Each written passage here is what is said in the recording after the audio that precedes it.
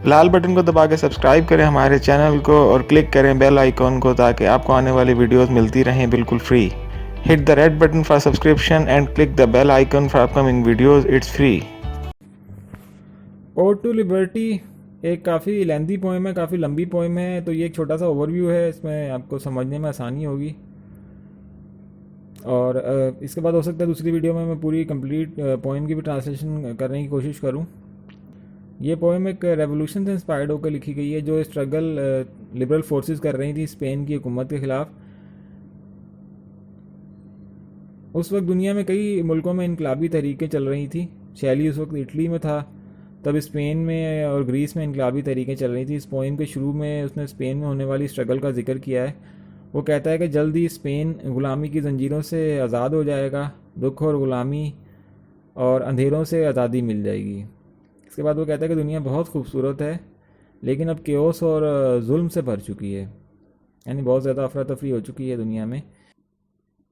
इस ज़मीन में जो इंसेक्ट्स हैं, इस ज़मीन में जो कीड़े मकोड़े हैं, इंसेक्ट्स हैं, वॉर्म में, वो भी एक दूसरे को खा रहे हैं। इसी तरह बड़े बड़े जानवर भी एक दूसरे का शिकार कर रहे हैं। आदमी जो दुनिया पर हुकूमत करते हैं उन्होंने बड़े बड़े महल बना लिए हैं अपने लिए, लेकिन उनके जुल्म की कोई हद नहीं है क्योंकि यहाँ आज़ादी नहीं है। इंसान अपनी ताकत को बढ़ाने के लिए और पैसे की लालच में दिन ब दिन बेहिस और जालिम होता जा रहा है। एक दूसरे को कत्ल कर रहे हैं और कमज़ोर को दबाते जा रहे हैं। पोएट इस पोएम में रोम और एथेंस को प्रेस करता है, काफ़ी उनकी तारीफ़ करता है।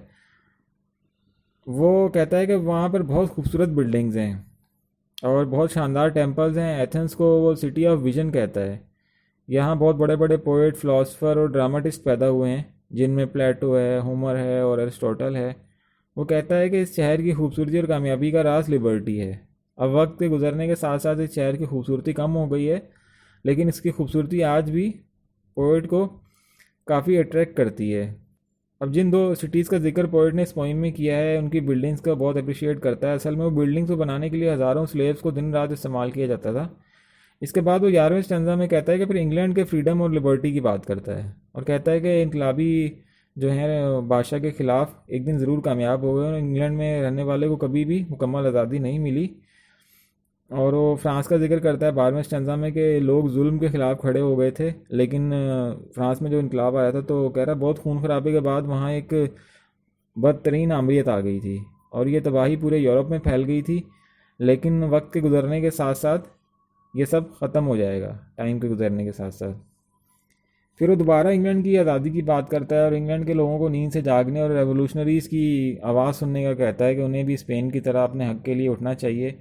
वो कहता है कि इंग्लैंड के लोगों की चेन तो वीक हैं, यानी जिन चेन से इन्हें बांध के रखा गया, लेकिन स्पेन के लोगों को जिन चेन से बांधा है वो हार्ड स्टील की हैं। मतलब उन्हें आज़ादी के लिए बहुत ज़्यादा कोशिश करनी होगी, ज़्यादा स्ट्रगल करनी होगी। फिर 14 स्टैंजा में एक जर्मनिक लीडर का जिक्र करता है, आर्मेनियस का हवाला देता है कि किस तरह उसने रोमन आर्मी को हरा कर जर्मनी को आज़ाद किया था। सब बड़े बड़े बादशाह जो हैं वो उनके नाम ख़त्म हो जाएंगे। लिबर्टी जुल्म और ज़ालिमों को ख़त्म कर देगी और जो लोग रिलीजन के नाम पे दूसरों को बेवकूफ़ बनाते हैं वो भी हार जाएंगे और रिलीजन को जो अपने ज़ाती फ़ायदे के लिए इस्तेमाल करते हैं वो भी ख़त्म हो जाएंगे। 17 स्टैंजा में कहता है कि इंसान अपनी किस्मत का खुद मालिक होता है, वो अपने हौसले से ही, अपनी ताकत से सब कुछ कर सकता है, तो इंसान ग़ुलामी जो है उसको भी कबूल करता है। ये ज़मीन जो करोड़ों लोगों को खाने पीने को देती है तो ये इक्वली डिस्ट्रीब्यूट क्यों नहीं होता और सिर्फ ये कुछ लोगों के हाथ में सब कुछ है।